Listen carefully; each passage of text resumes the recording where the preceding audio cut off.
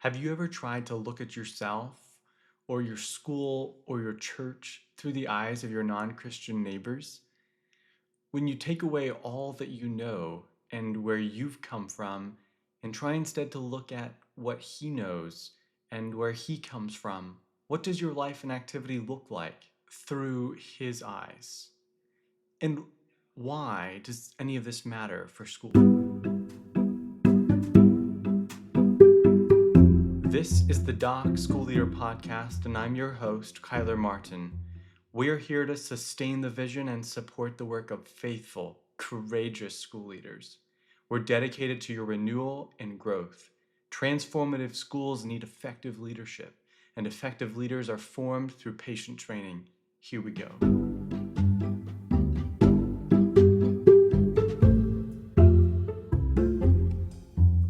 This is going to feel a bit different than most of our other episodes, but stick with me for a minute. Do you want your students to perform with satisfaction on your school grounds or to become effective servants in the world beyond?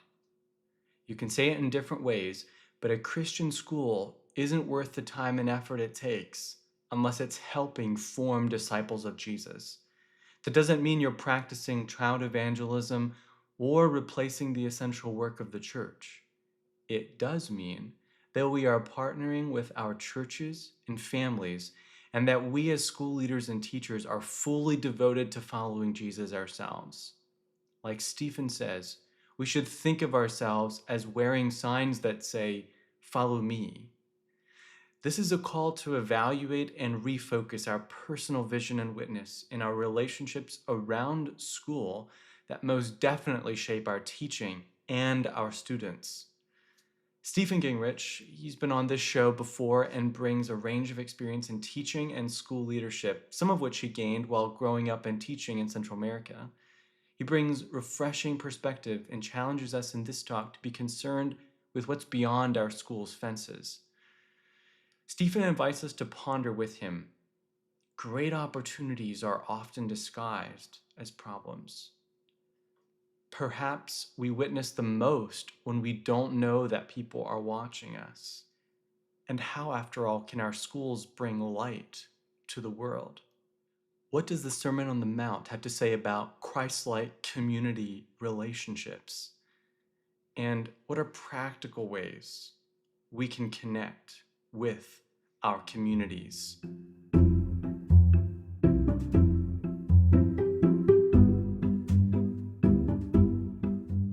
I'd like to start with two little quotes that I remind myself of periodically because it just gives me a lot of hope and it gives me the perspective that we need. The first one goes like this, that all the power, all the darkness in the world is not enough to snuff out the light of one little candle. And the second one is very much like the first, and that is that when light comes, darkness always flees.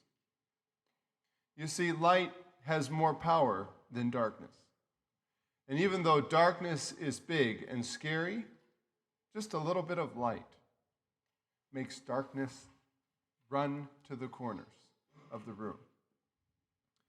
So we're thinking of light, and I've taken the 5 points that you have on your sheet from the passage in Matthew 5, the teachings of Jesus, and we know them as the Beatitudes. We're not going to read the Beatitudes this morning, but I find this Sermon on the Mount so important for what we do and how we minister, because Jesus addresses all the relevant and important aspects of community living and social life in these 3 chapters. In Matthew 5, 13 to 16 says, "You are the salt of the earth. But if the salt loses its flavor, how can it be made salty again? It is no longer good for anything except to be thrown out and trampled on by people. You are the light of the world. A city located on a hill cannot be hidden. People do not light a lamp and put it under a basket, but on a lampstand, and it gives light to all in the house. In the same way, let your light shine before people so they can see your good deeds and give honor to your Father in heaven. And I think that's where I so often lose it. I'm content when people admire me or the things I do. That's not the point. The point is that they honor our Father, which is in heaven. And so we can do things that affects our light. But I often try to stand back and look at our school there in El Chao, Guatemala, or our church, or I try to look at myself through my neighbor's eyes. What does he see? When I take away all the things that I know and where I come from and how I was raised, and I look at myself and what we do through what he knows and his limited understanding of the Bible and the way he was raised and his culture. You see, a lot of you are working in communities that speak the same language. You are the same color. You might even kind of dress the same. But you may be working with a vastly different culture, perspective, and worldview. So everything we do affects how people see the light. Because we're his hands and we're his feet. Second thought I'd like to leave with you is that the world understands or has a concept of what a Christian should be. They have a real good idea of how you should act. Probably more than you know.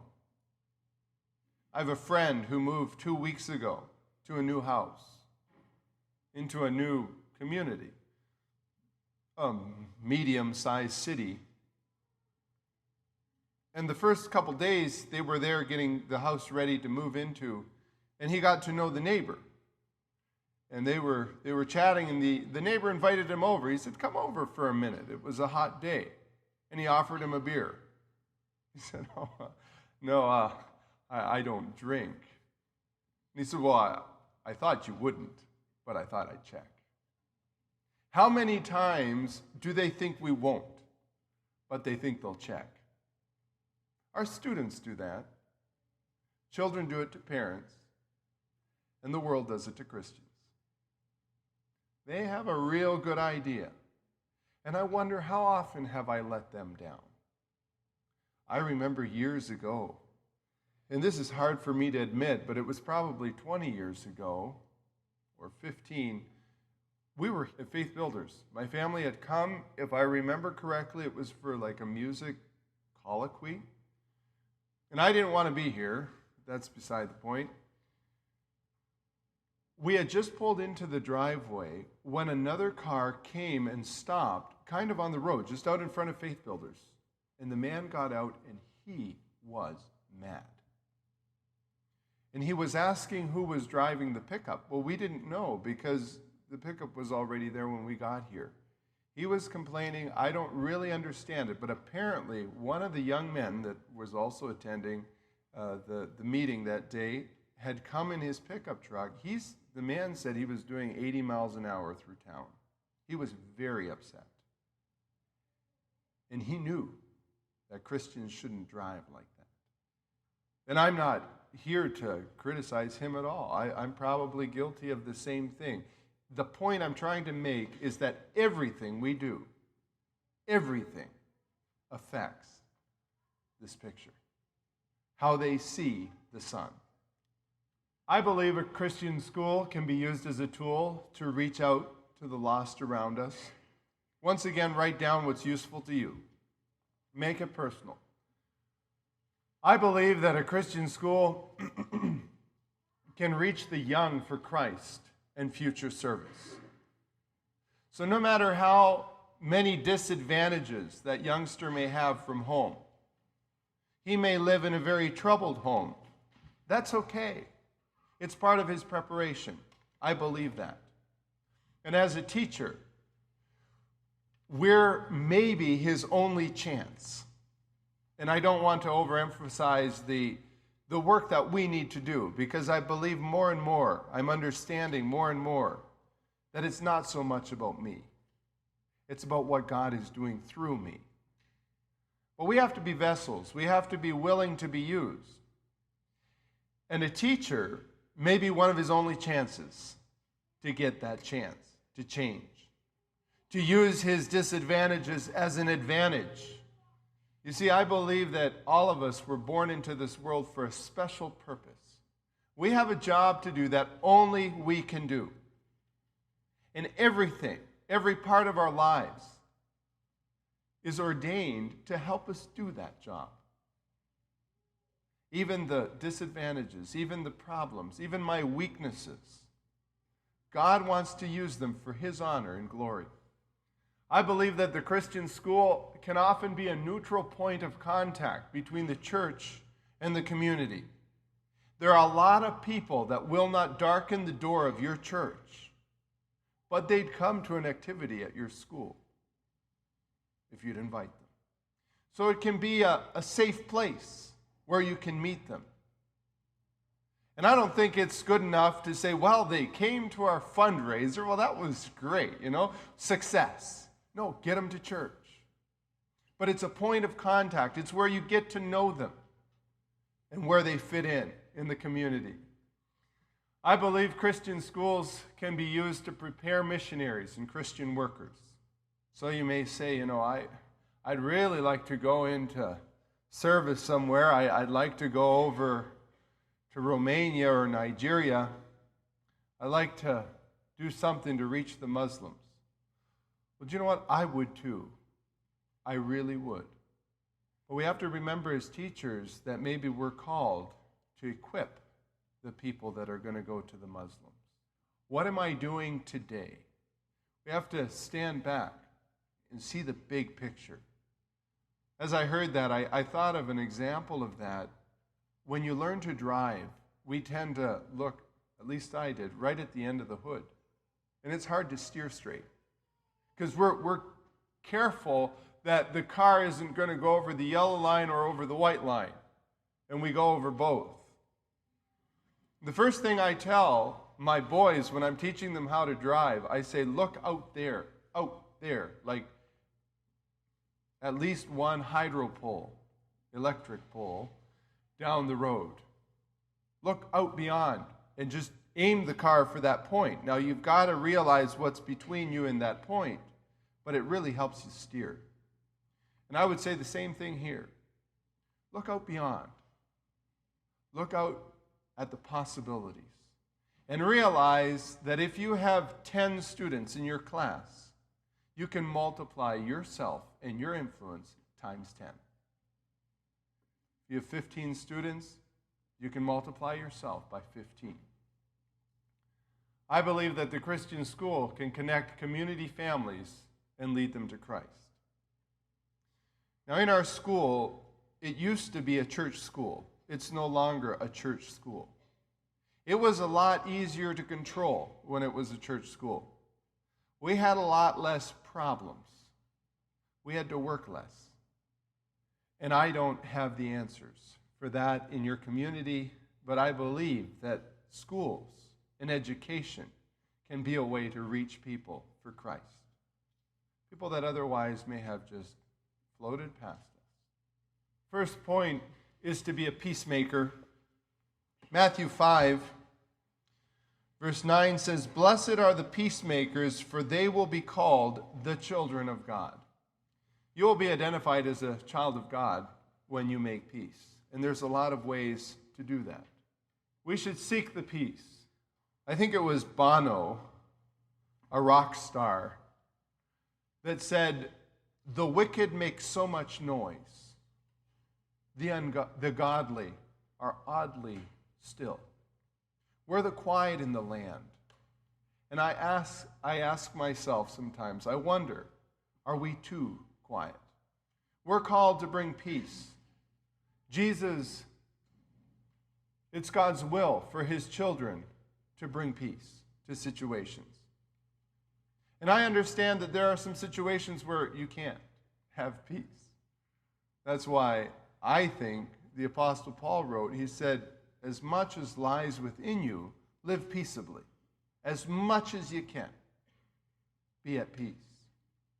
It identifies us as God's children. And lasting peace only comes from God.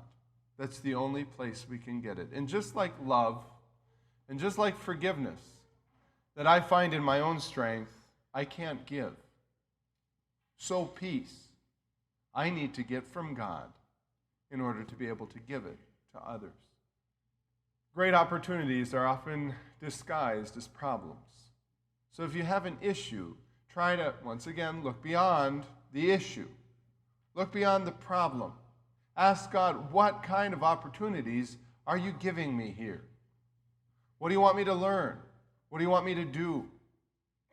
What can I achieve for you through this mess? We need to proclaim the gospel. There's a story that I tried to find, couldn't, and so I'll tell it. It's just a short little story about a very experienced preacher, part of a monastery, and he invited one of the young monks one day to accompany him the next day to preach in a town far away. So he said, we're going to have to get up early, and we'll walk there, and we'll preach for the day. So they got up when it was still dark, and they walked. And when the sun was high in the sky, they arrived in the village. And they went to the market, and they bought some things, some food, and they took it to a poor family. And then they stopped by and they prayed for an old sick lady. And then they went through the square and they ate their lunch and they talked to some people there. And then they bought some provisions for the monastery and they walked home. And they were almost home when the young monk remembered. He said, "You said we were going to preach." And the old wise man said, "We've been preaching all day." Now, some people say, preach at all times, and if necessary, use words. And I agree. I think that we speak by our actions, but we should also speak with our mouths. You see, often I don't know what to say. I see things. Do you get involved or don't you? The Bible says that if we confess Christ with our mouths, He's going to confess us before His Father. We need to put in that word. I think it's proper and it's right to speak. But I also have said, ever since I was probably 18 or 19, I think we witness the most when we don't even realize someone's watching. People are often watching us. In your list of ideas and tips for teaching, I think toward the end you can find modeling. We should model being wrong. We should model not knowing. And in the world that we live in our communities, we should model getting angry. And we should model failing. And we should model being offended. We tend to think of those things as negative things. They're opportunities. People are watching us more than we know. Paul said, your lives are a letter.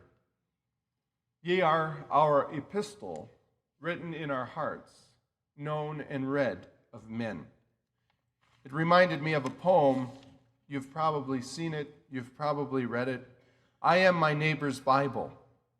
He reads me when we meet. Today he reads me in my home, tomorrow in the street. He may a relative or friend or slight acquaintance be. He may not even know my name, yet he is reading me. And pray, who is this neighbor who reads me day by day, to learn if I am living right and walking as I pray? Oh, he is with me always, to criticize or blame, so worldly wise in his own eyes, and sinner is his name. Dear Christian friends and sisters, if we could only know how faithfully the world records just what we say and do, oh, we would write our record plain and come in time to see our worldly neighbor won to Christ while reading you and me. Right at the end, I want to give you some practical pointers of how to plug in to your community. And I'm sure you all have lots of ideas. I would have loved to just bring a chalkboard here instead and have someone write down all your practical ideas. See, there's 100 ways, 1,000 ways that we can do this. When a person comes to Christ, and I've thought of this when I help someone find Christ, you know, you pray with them and they become a Christian and you get to see that birth, that new life. You get to see the change. It's amazing. But I always think of all the people that possibly influenced that life before that moment. Or how was it in your experience? How did you come to Jesus? Was it because one Tuesday morning you got up and said, you know what? I got to change some things here. I think I'm going to give my heart to the Lord. No. Our parents, our teachers, and especially people that don't grow up in a Christian setting, there are so many things, little things, that draw them to God. It's not us, but it is what we do. God uses us in situations to speak to people. I have a friend who 12 years ago had no idea who Jesus was. He had heard the word used wrongly in bad language. But he did not know that Jesus was God's son, and he's an American. He grew up, I think, in Wisconsin. And see, that's hard for me to believe. Because on your money, it says, in God we trust. And in my way of thinking, if you know about God, you know about Jesus. But he did not know who Jesus was or what he had done for him. He was living a very sinful life, a sad life. He was racing motorcycles. He was involved in like motocross racing. His marriage was in shambles. A friend of his wife's invited her to her baptism. That's all she did. She said, Lisa, would you come and be present at my baptism? And so they went. And something happened in Lisa that day. Whatever it was, she said, I want that. And so she became a Christian, and she started talking to my friend James. James didn't want anything to do with it.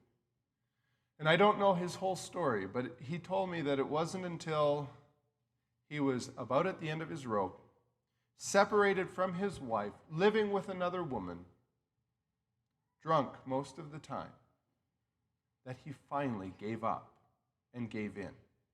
And I met him in Guatemala. He was down on a work team, on an eye team, bringing sight to poor Guatemalans that couldn't afford to go to the eye doctor. But their goal was not to do eye work. Their goal was to help the people see Jesus. He is so passionate about having others learn about Jesus because it changed his life. Whenever I think of my friend James, I think of that song, and I found out recently it's an old song, like maybe from the 1800s. I am not skilled to understand what God has willed, what God has planned. I only know at his right hand stands one who is my Savior. Jesus came for the lost, and he wants to use us to reach them. How then will they call on him in whom they have not believed? How will they believe in him whom they have not heard? And how will they hear without a preacher? You can be a preacher in your classroom. You can tell the people at the grocery store. And you don't have to do it in an obnoxious way. You see, I see street preachers sometimes, and it just makes me want to cross the street and go on the other side of the road. I don't know if you know what I mean. This is Jesus' command to his disciples and his will for us today, that we would go and teach all nations, that we'd baptize them in the name of the Father and the Son and the Holy Ghost. We would teach them to observe all things that he's commanded us. And the last part to me is just amazing. He's going to be with us all the time. One night I was helping a boy from our school with his homework. He was from a troubled home. His family was very dysfunctional. And I was helping him with his homework, finishing up, and he was just quiet. And all at once, I felt like I should ask him if he wanted to give his heart to God, because he had been going to our school, he had been hearing about God, and he had been hearing about changed lives. He was probably 13 or 14. And he said, yeah, that's what he wants. And so we prayed together. And then the next day was Saturday and Sunday. And Monday morning, I had devotions in his classroom. And often before I go into devotions, I say, so, everybody have a good weekend? What did you do this weekend?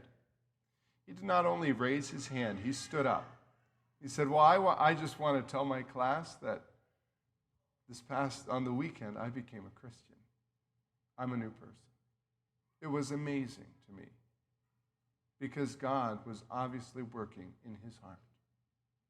If you look at Matthew 15, 32 to 37, this is the account of Jesus feeding the 4,000. I know that we're really familiar with those stories of Jesus feeding the people, but there were some things that I found absolutely amazing, and I think they could be principles in our work. Jesus said to the disciples, in modern language, I don't want to send them away hungry. They're hungry. I know it. If you read the account, I think they had been there for 3 days. And he said, they have a need. I want to fill that need before they go. And I challenge you to fill the need that's represented in each one of those little desks this year before they go at the end of the term. He asked his disciples how much they had. To me, that's key. He asked them how much they had. Why didn't he just say, okay, they're hungry. Phew. Everybody had a piece of bread in their hand and a fish. No, he said, how much do you have? Well, they had very little. They answered, we have 7 loaves, I guess, and a few little fishes. And then Jesus gave thanks. And see, I believe that we should be thankful for the little that we have. Because if we're not thankful for the little bit that we have, we're never going to get more. So be thankful for the little bit. And he broke them. He multiplied them. And what just thrilled me is that he gave it back to the disciples. He said, here, you hand it out. And I thought of the many times when God has done the same thing. I have so little. I give it to him. He blesses it. He gives it back. And I really think he expects big results. Well, the disciples got it that day. The disciples gave it to the multitude. They all ate. They were all full. They were satisfied. The need was met. And there was a whole lot left over. That's the God we serve. That's Jesus, who promised that he would go with us wherever we need to go. He would help us to teach. I believe that we're called on to be protectors. Now, this isn't real easy to see in the Beatitudes unless you stand back again and look at them from a distance. But if you read down through, blessed are the poor in spirit, for the kingdom of heaven belongs to them. Blessed are those who mourn. Blessed are the meek. Blessed are those who hunger and thirst for righteousness. Blessed are the merciful. Blessed are the pure in heart. We need to reach out to those people, and oftentimes I think we're called to protect. How to do that? Well, I think you're going to have to take it case by case. Every situation is probably a little bit different. But I think, first of all, we can show them that there's a better way. We can give them hope that their situation can change. We should protect the young and the innocent. And I would just say that there's probably a whole lot more going on out there than we would ever realize. If we ask God to open our eyes to what we can't see, I believe He will. We have to be ready to take action, not in our own strength, but do what He asks us to do. We should reach out to the less fortunate, the rejected, and the abused. See, there's probably somebody in your class that doesn't feel very confident. Make sure that they find a safe place in your classroom. Matthew 5, 11 and 12 are verses that I don't understand completely.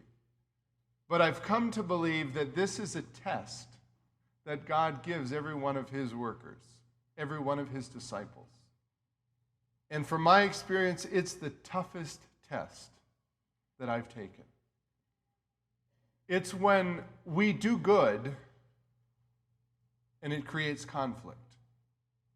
Blessed are ye when men shall revile you and persecute you, and shall say all manner of evil against you falsely for my sake.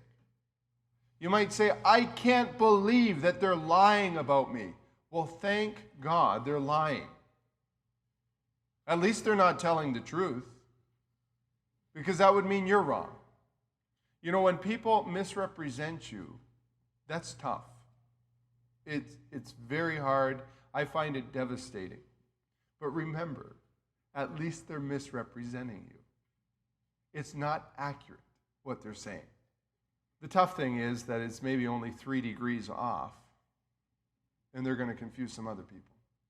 But at least they're misrepresenting. It's not true. He goes on to say that we should rejoice and be exceeding glad, for our reward is great. Great is your reward in heaven. For so persecuted they the prophets which were before you. And I have a question that I don't know that I can answer. But I wonder if every one of Jesus' disciples has to pass this test, where they're misrepresented, they're misunderstood, they're lied about, they're persecuted, they're taken wrongly, and they have to rejoice and say, you know, God, you take care of it. It's okay. It's all right. I'm willing to let people think whatever they want to of me. It's okay. I know that it's for your glory. So I'm just going to trust you with that. You take it. I'm not going to write letters. I'm not going to try to get people to see things differently. I'm just going to trust you. People misunderstand us. People may even say things that they don't mean to try us out. We work with people, our coworkers, the other people in our community, they're Christians. But we don't always act like a Christian should. I don't always act like I should. There are people that you may work with. They may be co-workers. They may be Christian school teachers that are really, really struggling. You may be the person that can help them find their way. I was reminded of a poem that has bothered me for years, because I rode with a young man to work every day when I was younger. And I had a real burden for his soul. And I would pray for him, and I would pray for him, but he was so cool. I found it very, very hard to talk to him about God. He went to church. He went to the same church I did. But we both knew he wasn't doing well. So often I don't say things because I don't want to be taken wrongly, or I don't want to get people upset or make them uncomfortable. And sometimes when they're living wrong, they're just going to have to be uncomfortable. And how do we speak the truth in love? That's part of the light that we're supposed to shine. Some practical ideas, and I'm sure there's a lot of other ideas that we could mention. But some things you could do with your classroom, or your class, or your school, is to plan an afternoon of singing for an old person or some old people in your community, or go visit some people that are shut-ins or are sick. They are a receptive audience. They're looking for someone to come by. They will be glad to give you time. I think in doing this, we can accomplish several things at once. I was reading recently about churches being compelling churches. And the community sees what we do. And if we can serve the community, they will be convinced that we are a group of people that they would like to be a part of. And there were some ideas there, and applying it to this situation, you could maybe adopt a park. Just down from our school, there's a water or a well, a public well, where people come to haul water. Some of the ladies come to wash their clothes, and the children bath down there. And we've kept it chopped as a school and partly as a mission effort. It's just a piece of public ground that's just real close to us, and we run our lawnmower over there too. And people appreciate it. And a couple of years ago, there was some conflict about that piece, and some people said, well, you guys don't have any say on that public piece. Well, it's a public piece of ground. Everyone in town can use it. And so we stopped mowing it for a while. Was that the right attitude? Don't think so. You could pick up the garbage in littered areas or along a stretch of road. And there are probably other better ideas that you could apply to your situation, but do something in the community. Let's not just be concerned with what's inside our fence. Too often, that's how we think. Let's reach out. That's part of reaching, is to get out of our little square. This is a new one, and the more I think about it, the better I like it. Paint a mural or a sign with an evangelistic message or a thought-provoking message. There's a trucking company close to where I stay in Canada, and they often have something on a sign out by the highway. And thousands of people see that sign before it's changed. I think the one that was there just before I came was, it wasn't raining when Noah built the ark. They're not being aggressive. It wasn't raining when Noah built the ark. And I thought about it, and I'm still not sure if I know exactly what all that's saying. If you want to get involved in people's lives a little more directly, maybe take another step in. You could have your students interview different people in the community as part of a research project. If you're studying a time in history or some of the world wars, have your students find a soldier, an old soldier, or somebody that remembers those times, and have them go and interview them, have them talk with them. Maybe they can do it in a group. It's going to mean more work for you, but it's going to get you involved in the community, especially an older person.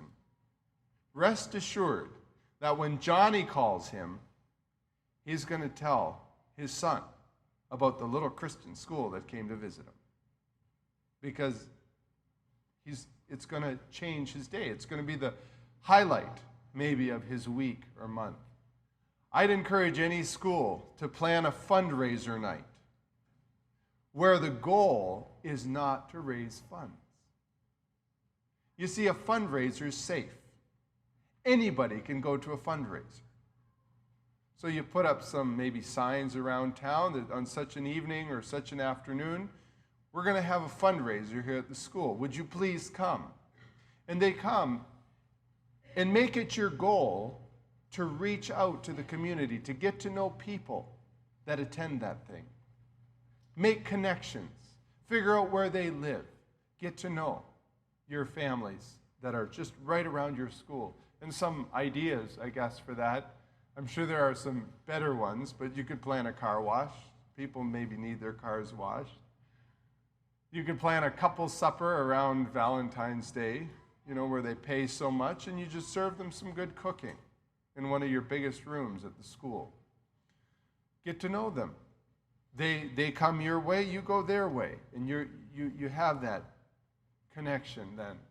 Follow up on it. Different ideas for auctions. Pies and cakes and bread. Good used items, or crafts or wood projects. And you might make a little bit of money, and most Christian schools can use that.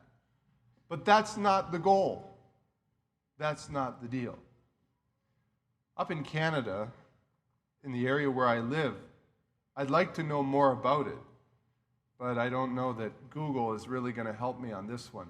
But they have an Amish school sale, and it is a big deal. Now, it did not start that way. It started very small. They make thousands of dollars with that thing. The whole community, even the people that aren't Amish, or remotely Amish, or have nothing to do with the Amish, are there involved. If I'm not mistaken, this past year, they just had it, there were 4 or 5 auctioneers going solid, from 8 to 4. And then the one, my friend that was helping to auctioneer, he had to go home and chore, but the other auctioneers kept going for a while.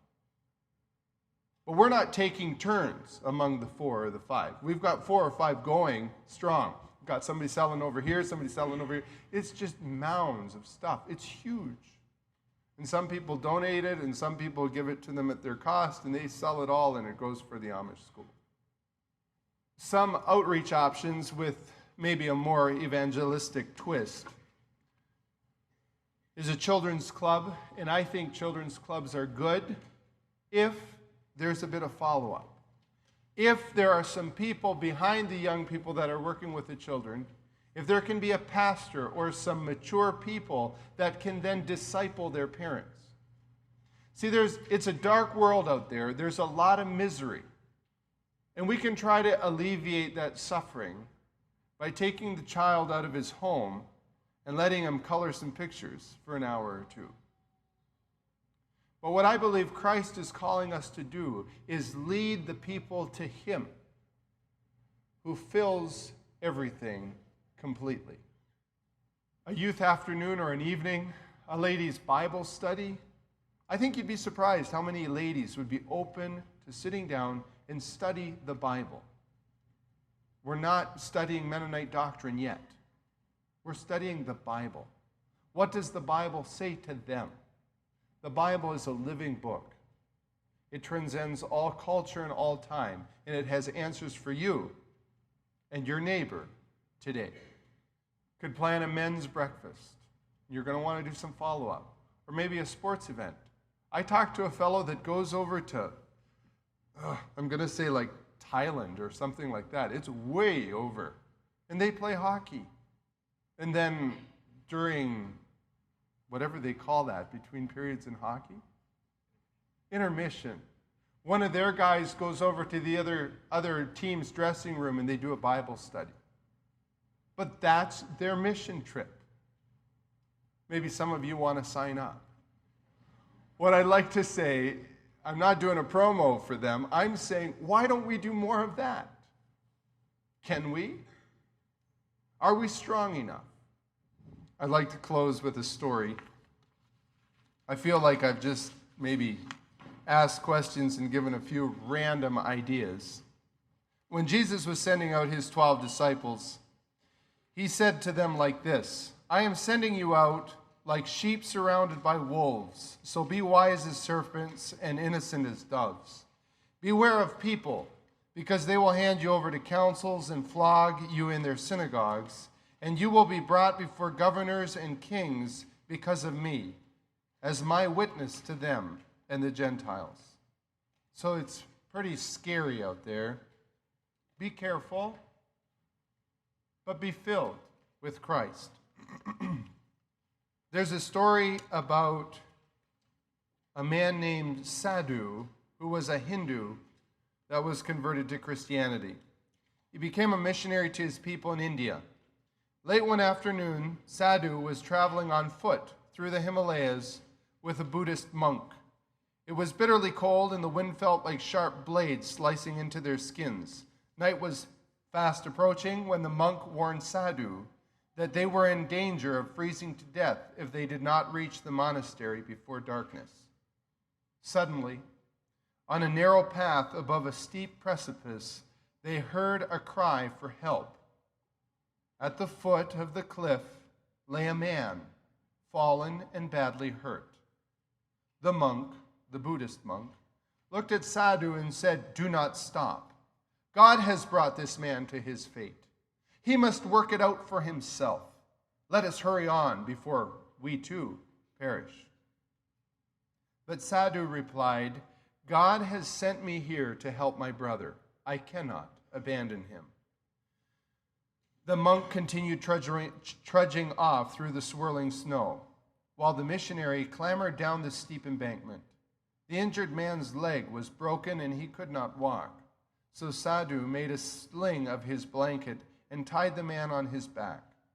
With great difficulty, he climbed back up the cliff, drenched now in perspiration. Doggedly, Sadhu made his way through the deepening snow and darkness. It was all he could do to follow the path. But he persevered, though faint with fatigue and overheated from the exertion. Finally, he saw the lights of the monastery. Then for the first time, Sadhu stumbled and nearly fell. But not from weakness. He had stumbled over an object lying in the snow-covered road. Slowly he bent down on one knee and brushed the snow off the object. It was the body of the Buddhist monk, frozen to death. Years later, a disciple of Sadhu's asked him, "What is life's most difficult task?"